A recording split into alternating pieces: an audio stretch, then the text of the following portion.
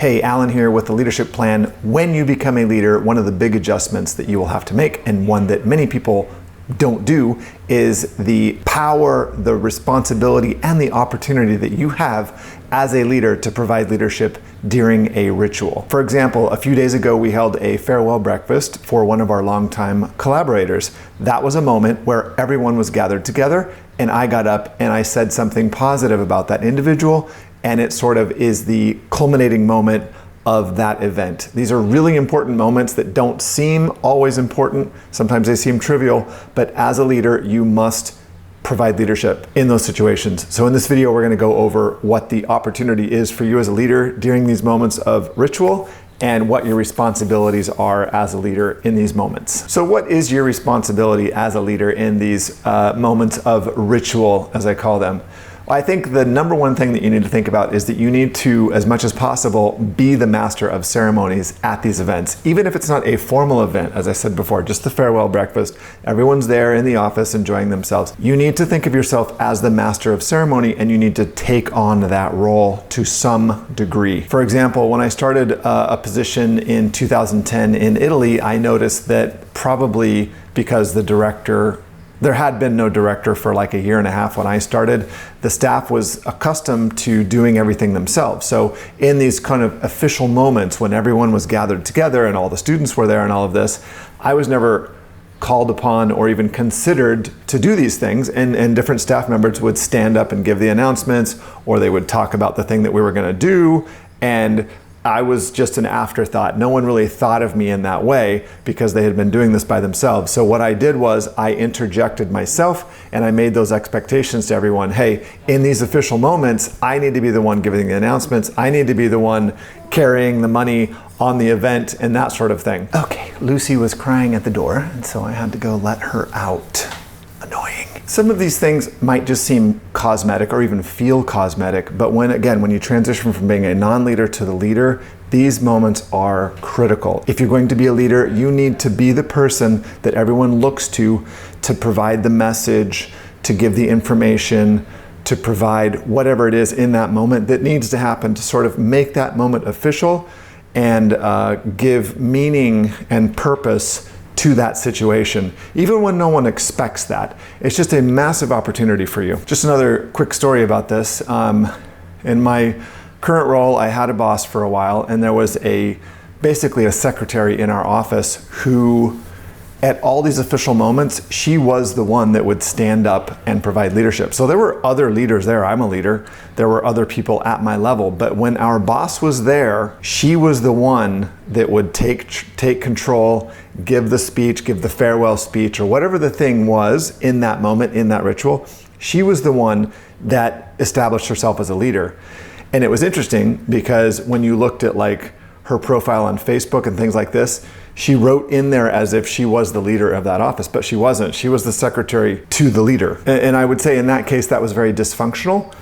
My supervisor, my boss, should have been providing been the master of ceremony for those sorts of events. He should have been the one officiating. He should have been the one giving the announcements or providing some kind of context or speech in those moments, but he wasn't. It was often the secretary that was doing it. Hey, as always, if you're finding something useful or intriguing or something that sparks your curiosity or creativity around leadership, please consider hitting like. That way that YouTube will send this video out to more people like you who are interested in this sort of content. Thank you. Okay, so the second point here, first we established, what's your responsibility as a leader in these moments of ritual, and that is that you need to be the master of ceremony. You need to be the one officiating. You need to be the one that's providing context and giving an explanation or providing a farewell speech or some kind of thing like that, often impromptu. So what is your opportunity here as a leader?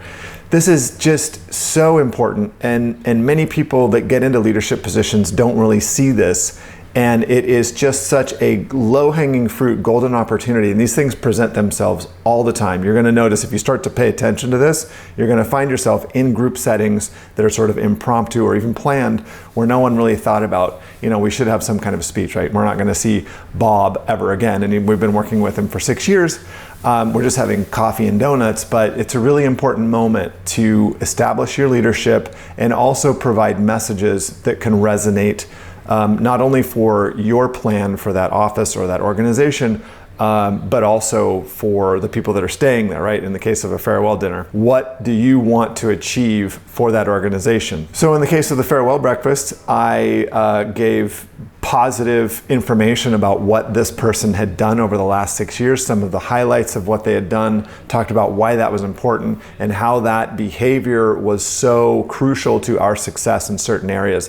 This sends a powerful message to the people that are remaining, that you as the leader pay attention, that you as the leader care. You're also modeling, sort of, you're showing the model for what good behavior looks like. So in these settings, whether it's a group lunch or again, some kind of impromptu meeting, or whether it's, you know, a holiday party that you all have, when you're giving your toast at the end, these are just really, really important moments where you can deliver very pointed and important messages that you want to get through to the crew, to the team, or to the organization. For example, you could point out recent victories that the organization has had. If there's some thing that's looming on the horizon that everyone's worried about, you can talk about what you're doing as a leader to confront that, or how you're planning for that. You can talk about how the organization will respond. And so these are just really, really important opportunities to get kind of a message out there that's going to resonate with where the team is in that moment. As I said before, this is a really, really these are golden opportunities to talk about standout performances. So as you're talking, you can point out individuals, like in this case, the employee that was leaving, talk about their standout performances and why that's important and how that really affects the outcomes and the success of the organization. And so you don't have to say, this is what I expect, I want you guys to all do this. You're pointing it out and saying how important it is, and that gets through to people, I think, in a much more powerful way than just writing it down on a whiteboard and saying, this is my expectations, this is what you need to do. It seems more authentic, and I think it resonates more with the people that are there. Being a leader is an art. It's something that does not come natural for anyone, I would argue, and there's just so many little things like this that you can think about and understand and just be aware of to make you become a better leader, to help you provide more leadership in whatever context you're in. Again, that's what this entire channel is about. The leadership plan is just about my own thoughts and development about becoming a better leader. The end goal for all of this for me is to develop a plan, like a 90-day plan, that all of you can get access to. That whether you're a new leader or a seasoned leader, and it will be sort of like a leadership makeover or just a leadership jumpstart. It's really what I want to create is the thing that I wish I had like 13 years ago when I had my first team of like 13 people that were all reporting to me. You do learn on the job through hard knocks and successes and failures, but I just feel like it's really important to get some of these concepts straight up front. You're not always going to understand everything until you have had the failure, but that's the goal of this channel, is to provide something like that at the end for everybody. All right, I will see you guys in the next one.